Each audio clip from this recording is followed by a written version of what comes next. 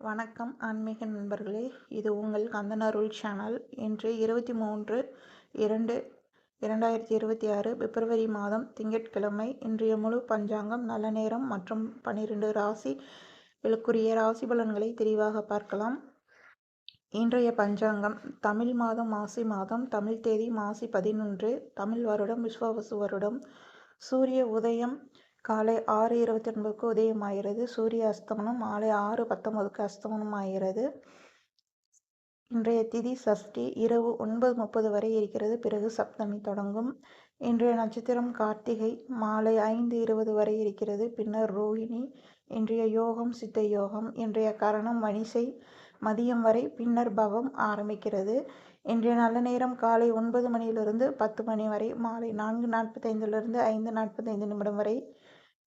தவிர்க்க வேண்டிய நேரம் ராகு காலம் காலை 7:30 9 மணி வரை, யமகண்டம் காலை 10:30 12 மணி வரை, குளிகை மதியம் 1:30 3 மணி வரை, கௌரி நல்ல நேரம் காலை 12:15 1:15 வரை, இரவு 7:15 8:15 வரை கௌரி நல்ல நேரம் உள்ளது. இன்றைய சந்திராஷ்டமம் கடகம் மற்றும் சிம்மம் ராசிக்காரர்களுக்கு சந்திராஷ்டமம். முக்கிய முடிவுகளை ஒத்திவைக்கவும், பொறுமையாக செயல்பட்டால் நல்லது.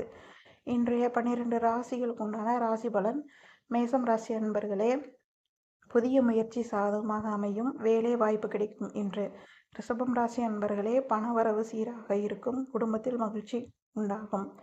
மிதுனம் ராசி அன்பர்களே, நண்பர்கள் உதவி கிடைக்கும். பயணம் சாதகமாக இருக்கும்.